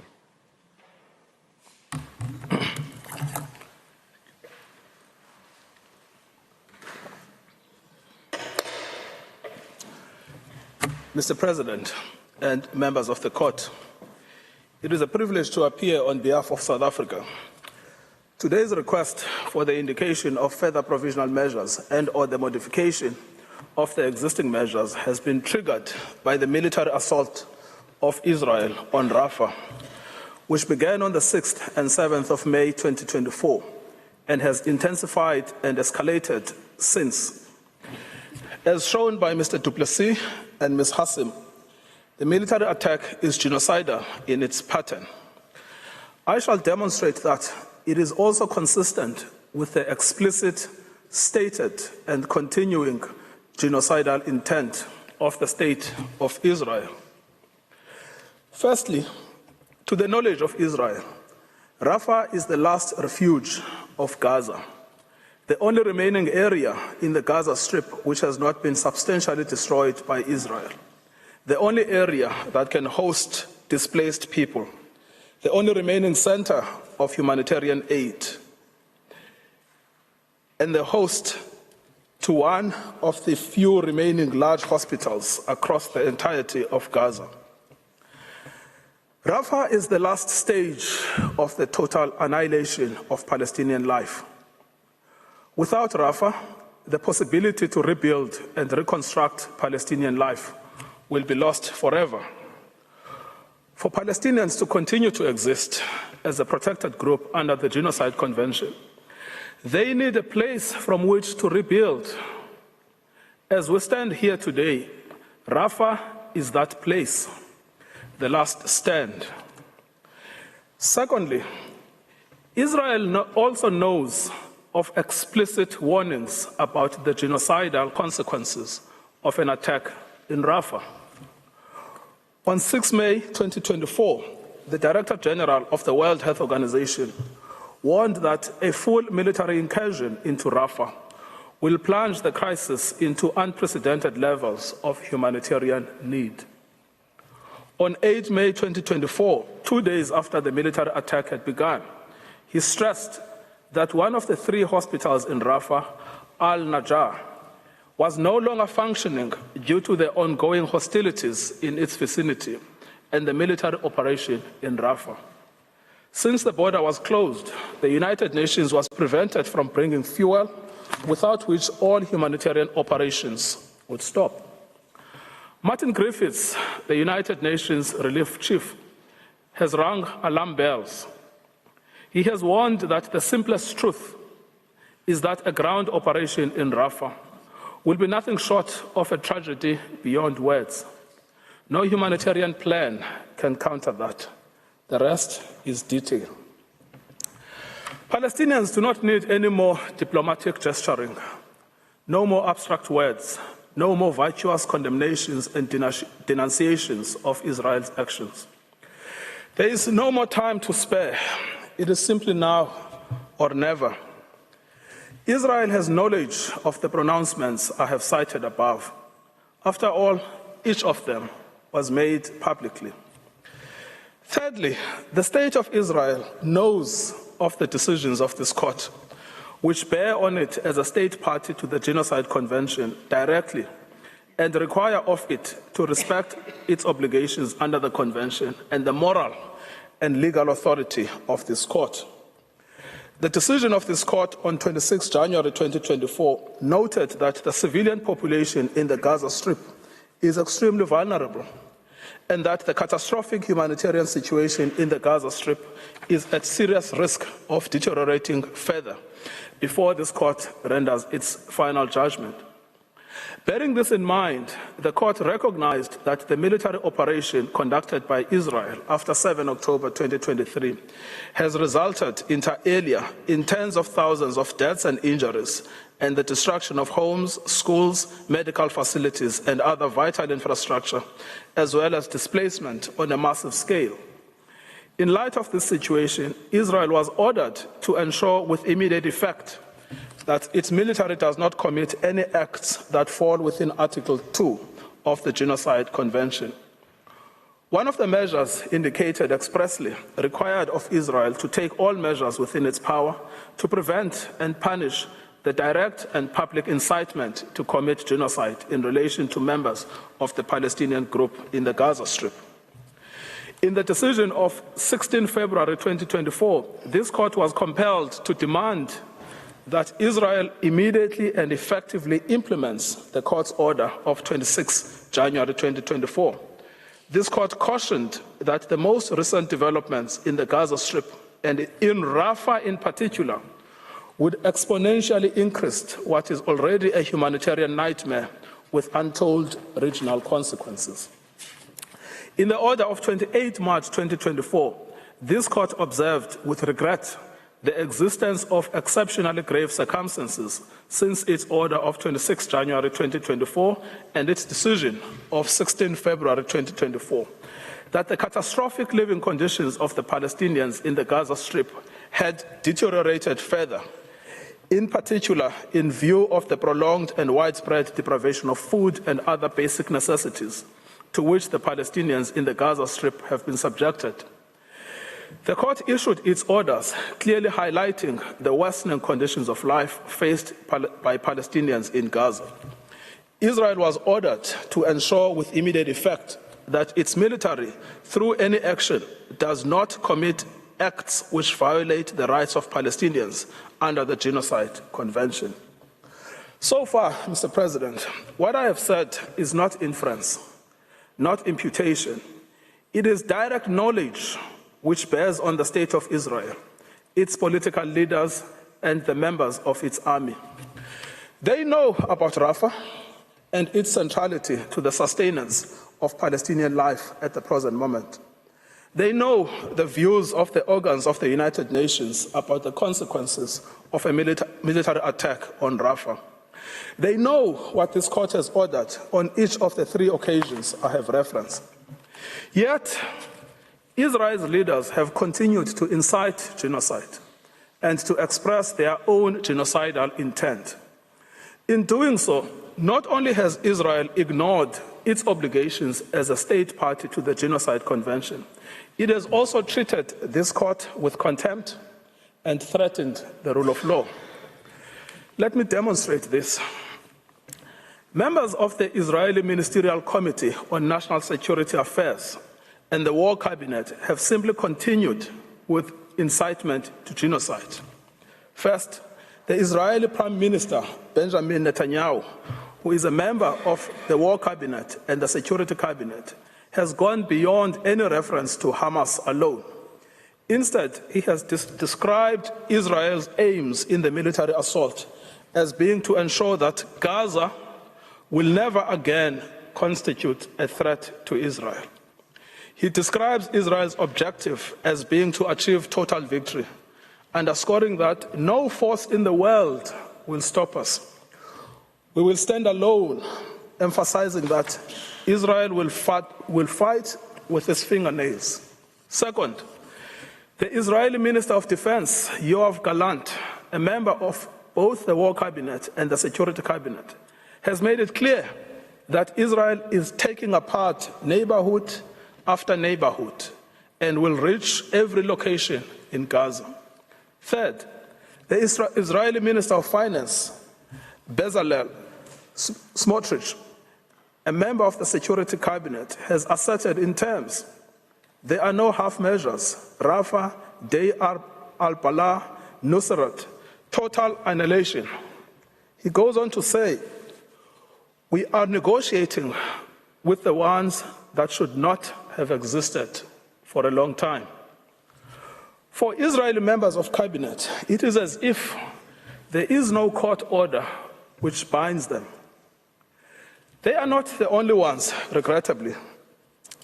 In an interview broadcast on Israeli television on 3 May 2024, the vice chair of the international arm of the Likud party, the party to which the Israeli prime minister belongs, stated, I think we needed to invade Rafah yesterday, to go in and to get them.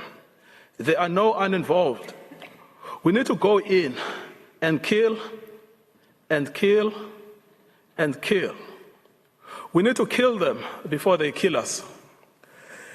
Taking their cue from the politicians, the Israeli army officials have followed suit in entrenching the incitement to genocide and showing their contempt for this court. The Israeli Army Chief of Staff, Lieutenant General Herzi Halevi, stated following the Israeli Army siege and destruction of Al-Shifa Hospital in March 2024, here is the realization of an impressive strategy. There is a very, very important message here. A hospital is not a safe place. He described the operation as a very high achievement.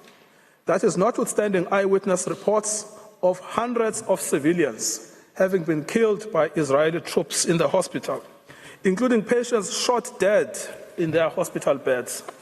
Mass graves and hundreds of Palestinian bodies were found following the withdrawal of the Israeli army from Al-Shifa hospital, including bodies with cannulas in their arms, some with their limbs tied.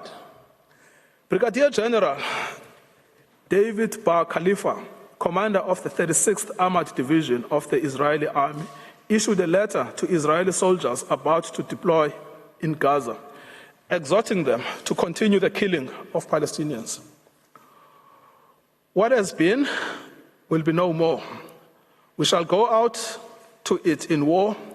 We shall pulverize every accursed plot of land from which it came. We shall destroy it and the memory of it. Brigadier Khalifa has faced no investigations, nor has he been relieved of his command. This is despite the explicit order of this court for investigations into cases of incitement to genocide.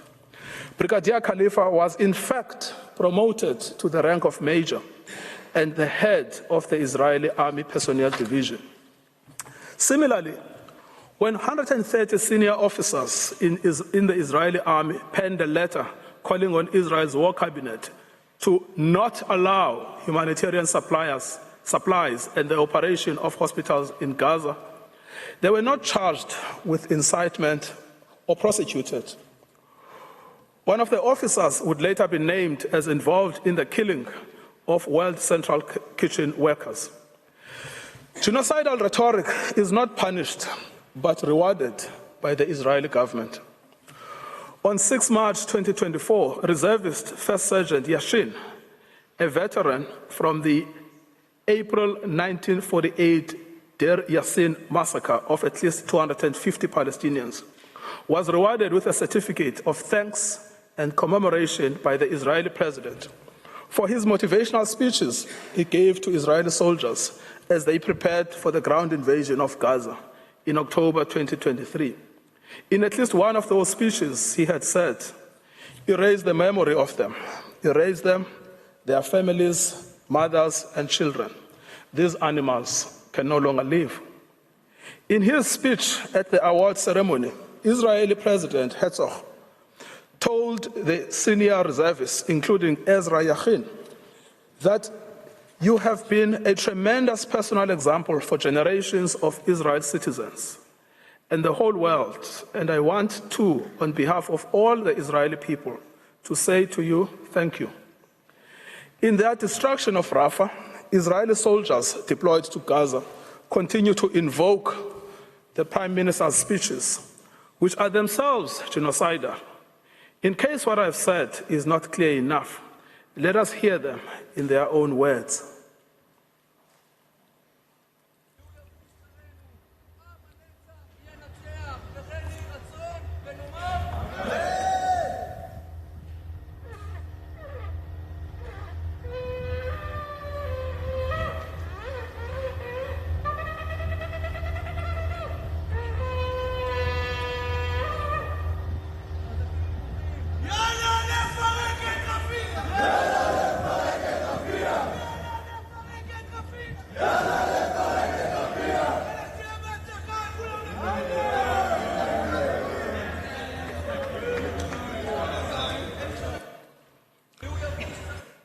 The destruction of Gaza and Palestinian life is understood by commanders and soldiers, as the video shows.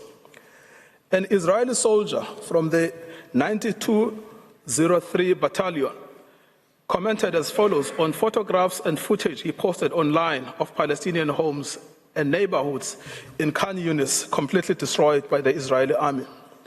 This year, we were honored to fulfill the command of the annihilation of Amalek, and may we finish the job.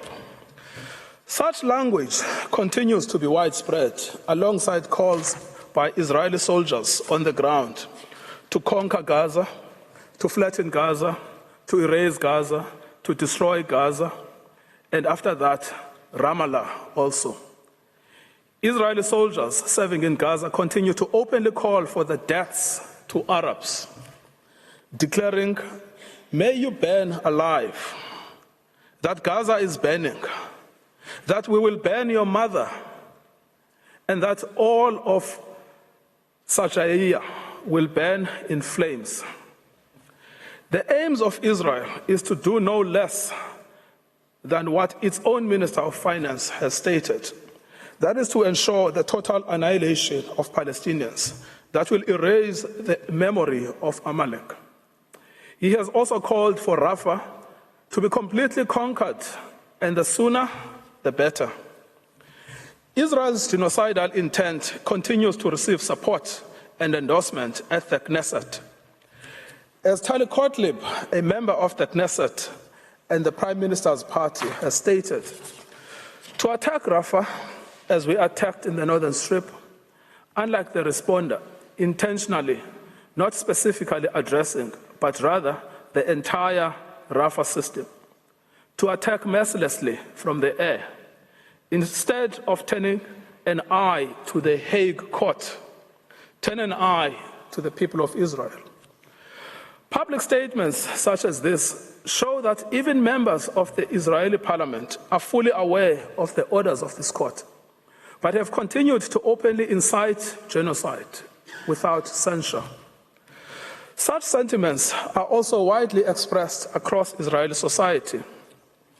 Many Israelis, including Israelis living in illegal settlements in the West Bank, have actioned statements by government officials calling for the denial of aid to Gaza by destroying food aid on its way, including setting trucks on fire, putting sugar in tanks, and destroying the food itself. Israeli public officials, including singers inciting to genocide in Gaza, have had their incitement rewarded. One singer who popularized and adapted to Israel's current military operations in Gaza the racist Israel football chant, "May your village burn," changed it to "May Gaza be erased," and singing it to Israeli soldiers in live performances was presented with a certificate of appreciation for his work for the IDF soldiers during the war by the Deputy Speaker of Knesset, hosted by Israel's Minister of Social Equality and the Advancement of Women. Another singer referenced by South Africa before this court in the January 2024 application for his call to erase Gaza and not to leave a single person there has similarly been rewarded. Both were brought to the attention of Israeli authorities in South Africa's application and pleadings before this court. Neither of them, nor any of the other Israeli officials and civilians inciting to genocide against the Palestinians have been prosecuted, much less punished. The genocidal acts described in South Africa's application were foreseen and foreseeable from the onset. Israel's intent was always to destroy Palestinian life and to wipe them off the face of the earth.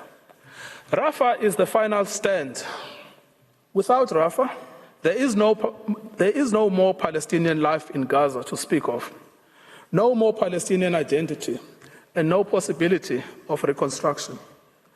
Mr. President, the rule of law can only survive through the orders of this court. If the rule of law is to have any meaning, let it be today and with this case. It is no longer enough to order unhindered access to humanitarian aid when it is in fact the military operation in Gaza that is preventing it.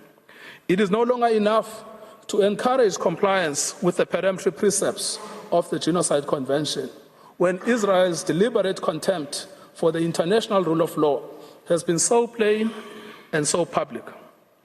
Mr. President, it is now my honor to call upon Ms. Blene Niglori to address the courts on the remedies we ask for and why this court can and should grant the orders that we seek. I thank Mr. Mugaiti for his statement. J'appelle à présent Madame Lynn Nigrali à la barre. Vous avez la parole, Madame.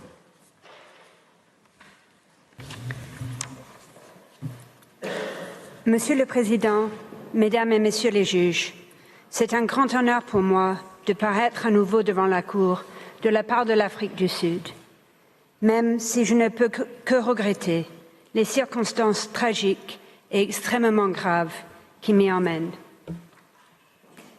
En effet, aujourd'hui, soit près de 5 mois après votre première ordonnance en indication des mesures conservatoires, la bande de Gaza est presque entièrement rasée. Jour après jour, encerclé de toutes parts, son peuple palestinien, hommes, femmes, enfants, des familles entières, soumis à la campagne militaire génocidaire de l'État d'Israël, est massacré, terrorisé, affamé et traumatisé à jamais. Au vu des développements dramatiques en cours sur le terrain à Gaza, l'Afrique du Sud se voit ainsi dans l'obligation de solliciter à nouveau votre précieuse intervention et vous implore de modifier ou d'indiquer des nouvelles mesures conservatoires, notamment et de manière explicite une cessation immédiate des opérations militaires israéliennes à Rafah et partout ailleurs dans le territoire, aux fins de sauvegarder et de prévenir un anéantissement total de ce qui reste de la bande de Gaza, de la Palestine et de son peuple. Mr. President, members of the Court, there is an urgent need for further or modified explicit and specific provisional measures to protect the Palestinians in Gaza from the irreparable prejudice caused by Israel's continuing violations of the Genocide Convention and of this Court's orders, including an express order for the immediate cessation of Israel's military operations in Rafah and across the whole of the Gaza Strip. The change in circumstances and new facts demand it. The extreme risk of irreparable prejudice require it. Israel's approach to the Court's previous orders renders it imperatively urgent. The Court has the power to do it, and our shared humanity compels it. Turning to each of those 5 propositions in turn, first, the change in the situation amounting to new facts demands the indication of further or modified explicit and specific provisional measures. When South Africa appeared before you on the 11th of January, urgently requesting then an order for the cessation of Israel's military operations, humanitarians were already out of words to describe the situation in Gaza. Today they say there are, quote, no words left that can do any justice to the people of Gaza. Tens of thousands of Palestinians have since been killed or injured, including 1 child killed or wounded every 10 minutes since Israel's military operations began, including an almost incomprehensible number of child amputees. Since March in particular, hundreds and thousands of Palestinians, particularly the young, elderly and vulnerable, are dying or at risk of dying of communicable diseases and infections that are running rife due to the rising temperatures in ever more crowded living conditions amidst mountains of waste, fly and mosquito infestations and raw sewage flowing in the bombed-out streets. Since the Court's last order, entire hospitals, places of learning and healing, including Al-Shifa Hospital, older than the State of Israel itself, have been destroyed and turned into sites of horror and mass death. Gaza's devoted and steadfast doctors and medics have been killed and buried in mass graves, alongside the patients they risked and ultimately gave their lives to care for. The same fate now awaits Rafah's remaining hospitals, doctors and medics. Israel's attack on Rafah, its attempt to control all of Gaza's borders, followed by attacks on the north and the middle areas in recent days, which are of unprecedented violence, even amid the horrors of the past 7 months, herald a turning point beyond which there is no going back, which is reflected in what UNRWA calls, and I quote, a new level of desperation in Gaza. As this Court has heard, This is, in effect, the end game for Gaza and for its Palestinian people, unfolding under the world's watch. This may well be the last chance for the court to act to ensure their survival. Second, the extreme risks of irreparable prejudice demand the indication of further or modified explicit and specific provisional measures. The situation in Gaza could not be more urgent, as reflected in the increase in Palestinian fatalities and injuries since the court's last order and the spreading famine and disease. Acts susceptible of causing irreparable prejudice can plainly occur at any moment before the court makes a final decision on this case, demanding the indication of further or modified explicit, specific provisional measures to protect the rights found by this court to be plausible. In Rafah, in particular, in addition to the widespread risk of violent death and injury facing the terrified population of displaced Palestinians, as the court has heard, dialysis patients and premature babies face immediate risk of death. Some 1.2 million Palestinians will be deprived of access to healthcare if its hospitals are rendered inoperable. The level of destruction that Israel has caused across Gaza and is now wreaking on Rafah threatens the very survival of future Palestinian generations in Gaza. Recent evidence from a former Israeli reservist active in Gaza indicates that soldiers on the ground treat Israeli-ordered evacuation areas, such as those recently ordered for significant parts of Rafah and northern Gaza, as extermination zones, wherein orders to shoot and kill Palestinians are made on the basis of their location alone. This in itself demonstrates the extreme risk to the right of the Palestinians in Gaza not to be subjected to acts of genocide, as does the decision by Israel to deploy 2,000-pound so-called dumb bombs in ever more densely populated areas in the stated, quote, interests of saving more expensive armaments. The routine, repeated authorization of the killing in one strike of hundreds of Palestinian civilians, men, women, children, babies, the elderly and infirm, in order to kill a single individual believed to be a senior Hamas commander, is yet further evidence of that risk. So too are the repeated and routine authorizations for tens of Palestinians to be killed when Israel is bombing so-called low-level targets, so apparently low-level as to be nicknamed garbage targets.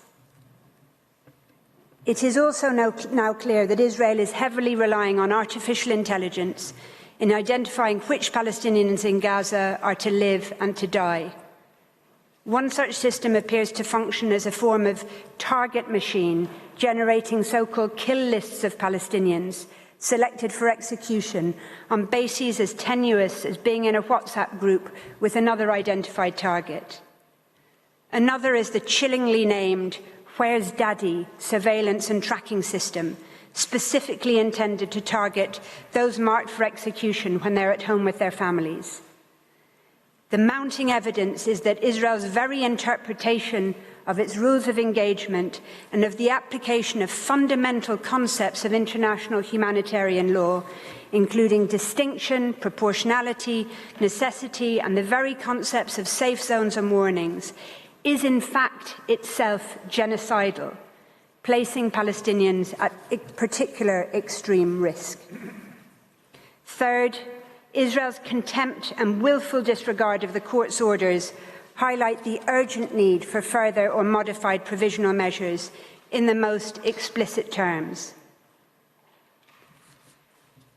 In refusing Israel's request to reject South Africa's claim, and in indicating 9 provisional measures against Israel, the court found that Israel's conduct in Gaza gave rise to a real and imminent risk that irreparable prejudice would be caused to the rights of the Palestinians in Gaza to be protected from violations of the Genocide Convention, a risk which is now even more acute. The court's orders created international legal obligations binding on Israel to change its conduct in Gaza. The court made clear in February that those obligations require Israel, quote, to ensure the safety and security of the Palestinians in the Gaza Strip, end quote. Israel manifestly cannot ensure the safety and security of the Palestinian population in Gaza while besieging, bombing, starving, torturing and executing them. In its March order, the court took note of United Nations assessments that the catastrophic humanitarian situation can only be addressed if the military operations in the Gaza Strip are suspended. Yet Israel has ratcheted up its genocidal military campaign, entering Rafah, the last refuge for so many displaced Palestinians in Gaza. Israel has in parallel reportedly justified its continuing military operations on the asserted basis that, quote, there is no order forbidding us from doing something we're doing today, and the fighting will continue as usual. Indeed, Israel has gone so far as to claim that the court orders are a significant success on the grounds that the court, I quote, rejected South Africa's central request to stop the fighting in Gaza. The court's reluctance to date to order directly and explicitly that Israel cease its military operations in Gaza in order to give effect to the provisional measures indicated by the court, relying instead on necessary implication, has cynically been used by Israel as cover for its conduct. Israel continues to kill and harm Palestinians in Gaza in violation of the court's orders, while its soldiers and political leaders alike continue to publicly express clear genocidal intent towards them. It is self-evident that the provisional measures indicated in the court's previous orders, quote, do not fully address the consequences arising from the changes in the situation that now pertain. The severity of the situation involving horrific human suffering mandates that the court make explicit that which was implicit in its previous orders, and that it now order Israel to cease its military operations in unequivocal, express terms. Nothing else will suffice. In its March order, in light of what the court found to be, quote, the worsening conditions of life faced by Palestinians in Gaza, the court placed a heightened obligation on Israel, not only to enable the provision of humanitarian assistance, but to ensure it. In light of Israel's abject failure to even meet the lower threshold of enabling aid and the ever-worsening conditions of life faced by Palestinians in Gaza following Israel's seizure of the Rafah crossing, the court must at least modify its provisional measures in order to leave no doubt as to what is required of Israel and to give full effect to its previous provisional measures. As the World Food Programme has made clear, I quote, the United Nations and its partners have the means to scale up to all 2.2 million people in Gaza, but only if a humanitarian ceasefire happens. Further, given Israel's manifest failure to ensure the preservation of evidence in Gaza, the recent repeated grim discoveries of mass graves and what the United Nations has called, quote, the prevailing climate of impunity in Israel, Israel must be ordered to immediately take all effective measures to ensure the access of persons able to investigate ongoing atrocities. The measure is critical not just to preserving the rights of Palestinians in South Africa in these proceedings, or indeed to the court's ability to exercise its own judicial functions appropriately. Rather, as a spokesperson for the United Nations Office of the High Commissioner for Human Rights recently stated, these violations should not get forgotten about. They need to be recorded, they need to be reported widely by the media, they need to result in pressure from member states that do have leverage over the parties to the conflict to bring such violations to an end. They need to be recorded so that investigations do take place and ultimately there is accountability and the cycle of impunity does not continue over and over and over again. Fourth, the court has the power to modify or make an explicit order for Israel to cease its military operations in Rafah and in Gaza more broadly and to withdraw from the Gaza Strip. The court is empowered and indeed compelled, given the prevailing catastrophic situation in Gaza, to order an express end to Israel's military activities. That is the only measure now capable of preventing irreparable prejudice to the fundamental rights in issue and of ensuring compliance with the court's orders. The fact that such an order would be directed at Israel alone is no bar to the court ordering it. That is for at least 3 reasons.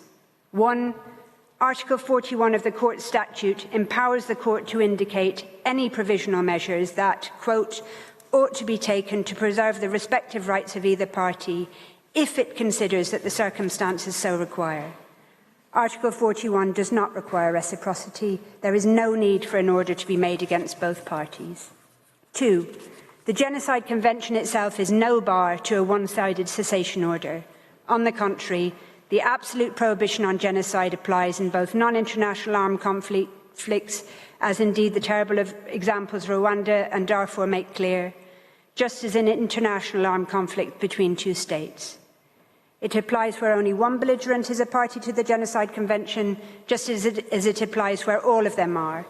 It applies regardless of any claims of self-defence, which can never constitute a justification for genocide. And indeed it applies in peace just as much as in war.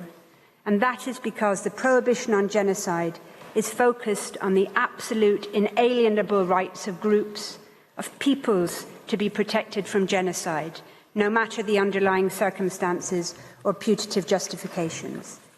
It makes no sense whatsoever to suggest that the court could not order a state party to the Genocide Convention to suspend its military operations against a non-state actor in order to prevent genocide, unless the non-state actor was itself disarmed.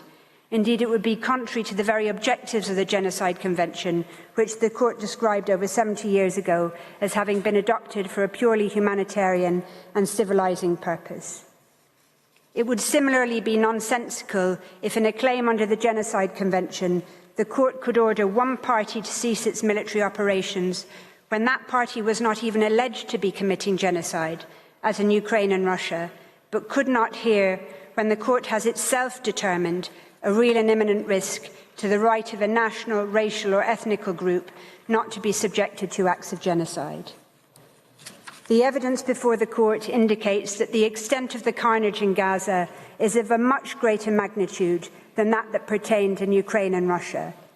Indeed, the carnage in Gaza is of an order which exceeds by far the necessities of war and the limits imposed by the laws of war. As stated by the United Nations High Commissioner for Human Rights, what Israel is doing is, quote, beyond warfare. Not only is the court empowered to call for it to end, it is duty-bound to do so. Third, the fact that the United Nations Security Council could itself order a cessation of hostilities in Gaza is no bar to the court's exercise of its own powers in this regard. Notably, the distinct and vital role the court was intended to play in preventing genocide was pointedly foreshadowed by the United Nations delegation to the negotiations leading to the very creation of the Genocide Convention. The United States delegate commented that if cases of genocide were brought before the Security Council, the whole question of the veto would be involved. States might try to avoid submitting their disputes to the International Court of Justice, where they would be settled on purely legal grounds, and might instead submit them to the Security Council, where they would be settled on political grounds. In circumstances such as this, where the veto power has been wielded to such devastating effect against the Palestinian people, the indispensable role of a court in ensuring the universal application of the Genocide Convention, its prohibitions and its protections to all peoples equally cannot be overstated. As noted by the court in indicating provisional measures in March, the Security Council's then operative ceasefire resolution, quote, demanded an immediate ceasefire for the month of Ramadan, respected by all parties, leading to a lasting, sustainable ceasefire. As underscored by the President of the Court, the March provisional measures could, I quote, only take full effect, end quote, if the ceasefire was respected. No such resolution is in place. The Court must itself, therefore, create the circumstances necessary for its provisional measures to take full effect It must order Israel to cease its military operations. Fifth and finally, our shared humanity compels the indication of further or modified explicit provisional measures. As recently stated by the United Nations Assistant Secretary General for Humanitarian Affairs, quote, "The war in Gaza has entered yet another horrifying phase. Gaza is now a hellscape for millions trapped under incessant bombardment, where those who have escaped death and injury now risk losing their lives because of a lack of food, safe water, medicine and healthcare. Gaza has, in her words, become a moral stain on the conscience of our collective humanity." I conclude with a slide. It reports an account of a doctor's recent experience in a hospital in Gaza following his departure from the strip. He says this, describing one of the patients there. "There was the man in his 50s, forgotten in a room, having had both legs amputated. He had lost his kids, his grandkids, his home, and he's alone in the corner of this dark hospital, maggots going out of his wounds, and he was screaming, 'The worms are eating me alive, please help me.' That was just one out of I don't know. I just stopped counting because those are the people I think of because they're still there." That sums up what Gaza is today. It's people severely wounded, with life-altering disabling injuries, bereaved of their entire families, homeless, alone, trapped, without electricity or even basic health care. 7 months later, after 2 orders from this court, they are still there, enduring this horror. They are crying out for help. An order for an immediate cessation of Israel's military operations in Gaza is now their only hope. Enough is enough. South Africa cannot but reiterate its respectful and humble call on this court to do what is in its power to do, what the drafters of the Genocide Convention called on it to do, what our shared humanity compels it to do, to listen to that desperate cry for help from Gaza and to order Israel to withdraw from Gaza and to cease fire. Monsieur le Président, Mesdames et Messieurs les juges, je vous remercie de votre bienveillante attention et je vous invite à demander à l'agente de l'Afrique du Sud de prendre le podium pour lire ces requêtes. I thank Ms. Garli for her statement. I now give the floor back to Mr. Ambassador. You have the floor, Excellency.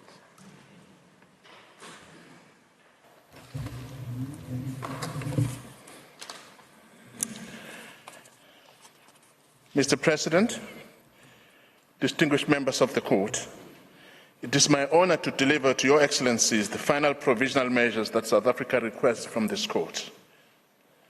The exponential gravity of the situation in Gaza has already demanded that South Africa return to this Court on 4 consecutive occasions, calling for provisional measures to stop the destruction of Gaza on a scale not witnessed since World War II.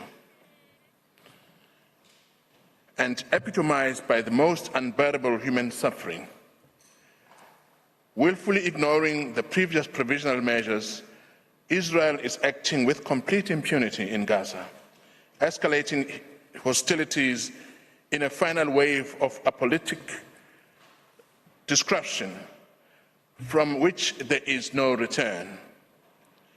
There is a danger which stems from a form of amnesia and denial by former colonial powers in relation to the crimes associated with colonial violence perpetrated against indigenous peoples. This includes the denial of genocide. This denial is clearly at play in Palestine. Israel is a settler colonial apartheid regime, and the current government is now being accused of engaging in genocide. This accusation is not being leveled at any people based on their ethnicity, nationality, or confessional preference.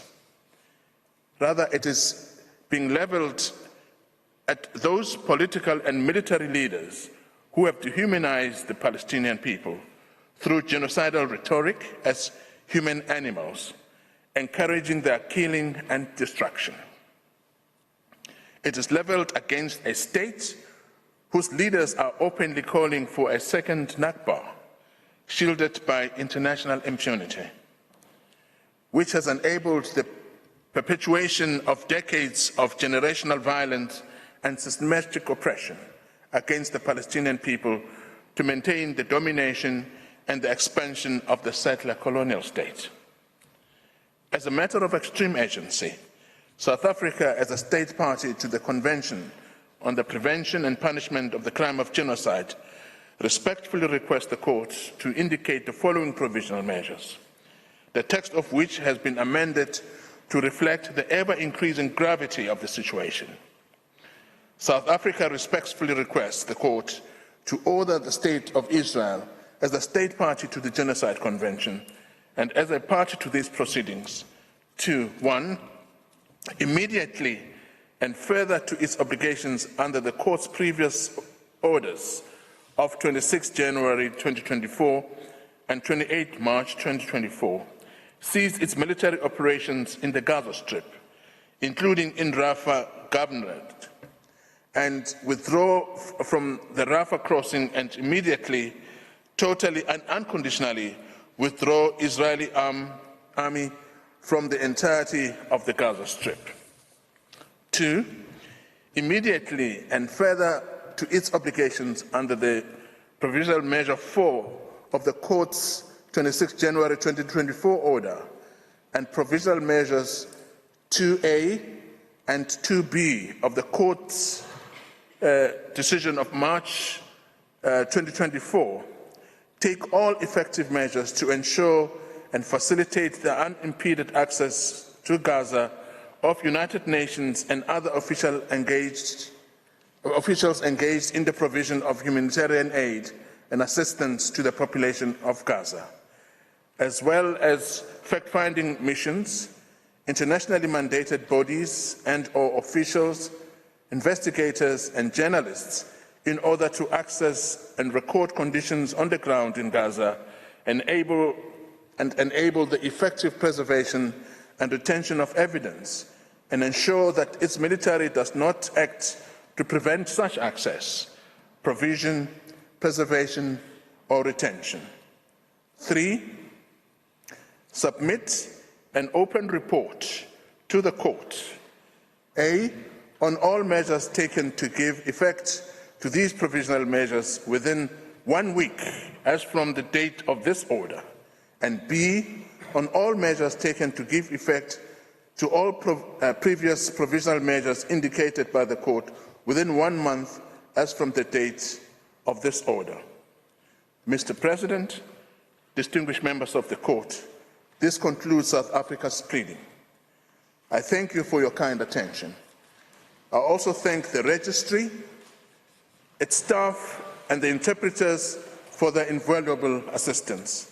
Finally, my thanks also go to the South African team. Thank you very much. I thank the agent of South Africa, whose statement brings to an end the single round of oral arguments of South Africa, as well as this afternoon's sitting. The Court will meet again tomorrow, Friday, May 17 at 10 a.m. to hear the State of Israel present its single round of oral argument. The sitting is adjourned.